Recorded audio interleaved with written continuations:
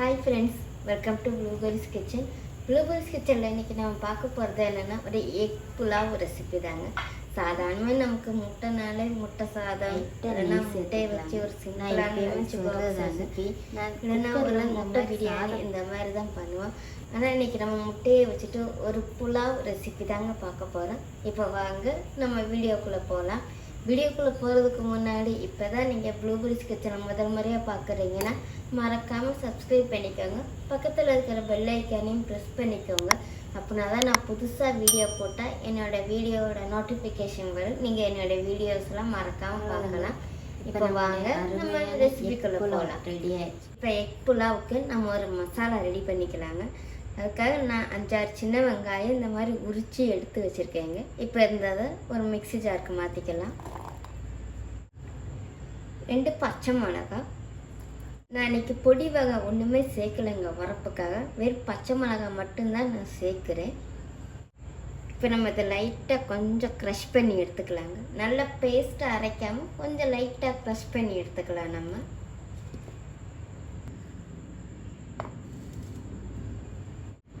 பாருங்களேன், ரொம்ப நைஸாக அரைக்காமல் இந்த மாதிரி ஒன்றும் பாதியமாக க்ரஷ் பண்ணி எடுத்துருக்கேங்க. இப்போ நம்ம புலாவை ரெடி பண்ணிக்கலாம். இன்றைக்கி நம்ம எக் புலாவ் குக்கரில் தாங்க பண்ண போகிறோம். நமக்கு இப்போ குக்கர் சூடாயிடுச்சு. கொஞ்சமாக எண்ணெய் சேர்த்துக்கலாம். இப்போ நமக்கு எண்ணெயும் சூடாகி வந்துருச்சுங்க. இப்போ நம்ம இதில் கரம் மசாலா பொருள்லாம் சேர்த்துக்கலாங்க. 1 கிராம்பு, கொஞ்சோண்டு சோம்பு, 2 ஏலக்காய், ஒரு பிரியாணி இலை, கொஞ்சோண்டு கலர் பாசி, ஒரு துண்டு பட்டை நான் எடுத்து வச்சுருக்கேங்க. இப்போ எல்லாமே நல்லா பொரிஞ்சு வந்துச்சுங்க. இப்போ நம்ம இடித்து வச்சுருக்கிற பச்சை மிளகாய், வெங்காயம் மசாலாவை சேர்த்துக்கலாம். ஒரு 2 நிமிஷம் நம்ம நல்லா வதக்கி எடுத்துக்கலாம். பாருங்கள் ஃப்ரெண்ட்ஸ், நம்ம இப்போ சேர்த்த வெங்காயத்தோட கலர்லாம் கொஞ்சம் சேஞ்ச் ஆகி வந்திருக்கு. இப்போ நம்ம இதில் 1 டீஸ்பூன் அளவுக்கு ஜிஞ்சர் கார்லிக் பேஸ்ட்.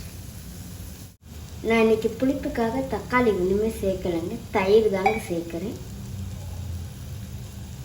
2 ஸ்பூன் அளவுக்கு தயிர் சேர்க்குறேங்க. 1 கைப்பிடி அளவு புதினாவும் 1 கைப்பிடி அளவுக்கு மல்லி இலையும் சேர்த்துக்கலாங்க. இப்போ நம்ம இந்த எக் புலாவ் தேவையான அளவு உப்பும் சேர்த்து நல்லா வதக்கி எடுத்துக்கலாங்க. நம்ம இதை இப்போ நமக்கு இது நல்லா வதங்கி வந்துடுச்சுங்க. இப்போ நம்ம ஊற வச்சுருக்க கைமா ரைஸை சேர்த்துக்கலாம். நான் ஏற்கனவே கைமா ரைஸை வாஷ் பண்ணி 5 நிமிஷம் ஊற வச்சு எடுத்து வச்சுருக்கேங்க. இப்போ நம்ம இந்த ரைஸை இதில் சேர்த்துக்கலாம்.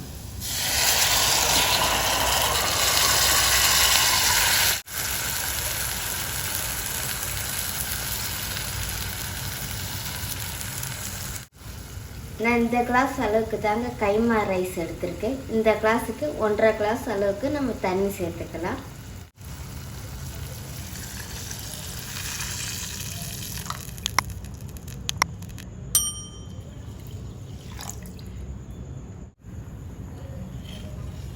தண்ணி சேர்த்துட்டு ஒரு வாட்டி நல்லா மிக்ஸ் பண்ணி கொடுத்துக்கோங்க. நமக்கு இது ஒரு கொதி வரட்டுங்க. ஒரு கொதி வரவும் நம்ம உப்பு உரப்பு எல்லாம் செக் பண்ணிக்கலாம். காலைலன்னா அந்த ஸ்டேஜில் நம்ம சேர்த்துக்கலாம்.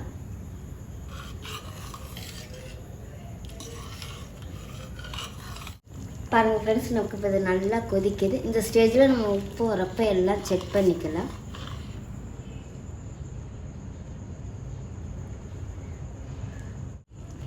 எனக்கு உப்பு உரப்பு எல்லாமே கரெக்டாக இருக்குங்க. நான் ஏற்கனவே 4 முட்டை வேக வச்சு தாங்க நான் எடுத்து வச்சுருக்கேன். முட்டைக்கு மேலே இந்த மாதிரி கட் பண்ணிக்கோங்க. இப்போ இந்த முட்டையை நம்ம இதில் சேர்த்துக்கலாம். நான் எல்லா முட்டையிலையுமே கட் பண்ணியிருக்கேங்க. அதான் நமக்கு முட்டைக்குள்ளே இந்த சாதத்தோட சாரெலாம் இறங்கி சாப்பிடும்போது டேஸ்ட்டாக இருக்கும். அதுக்கு தான் இப்போ நம்ம ப்ரெஷர் போட்டு 1 விசில் போதுங்க.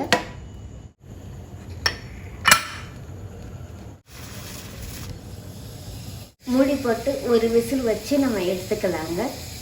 ஏன்னா கைமா ரைஸு நம்ம 5 நிமிஷம் ஊற வச்சு எடுத்துருக்கனால ஒரு விசில் போதுங்க.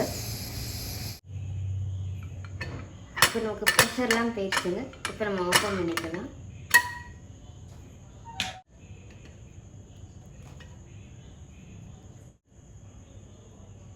இப்போ நம்ம லைட்டாக நெய் சேர்த்துக்கலாங்க.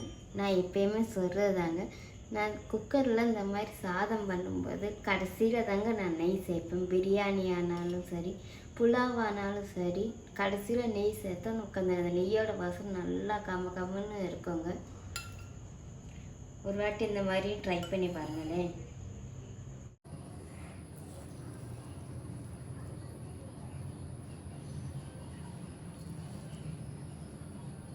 அவ்வளோதாங்க.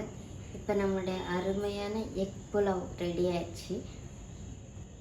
இந்த ரெசிபி உங்களுக்கு பிடிச்சிருக்குன்னு நினைக்கிறேன். பிடிச்சிருந்துச்சுன்னா ஒரு தடவைனாலும் இந்த மாதிரி ட்ரை பண்ணி பாருங்களேன். எக் பிரியாணி, எக் ரைஸு இந்த மாதிரி பண்ணுற இடத்துல ஒரு தடவைனாலும் எக் புலாவ் இந்த மாதிரி ட்ரை பண்ணி பாருங்கள். இந்த ரெசிபி உங்களுக்கு பிடிச்சிருக்குன்னு நினைக்கிறீங்க. பிடிச்சிருந்துச்சுன்னா மறக்காமல் ட்ரை பண்ணி பாருங்கள். ட்ரை பண்ணி பார்த்துட்டு எப்படி இருந்துச்சுன்னு கமெண்ட் பண்ணுங்கள். அப்படியே ப்ளூபெர்ரிஸ் கிச்சனை சப்ஸ்கிரைப் பண்ணிக்கோங்க. தேங்க்யூ.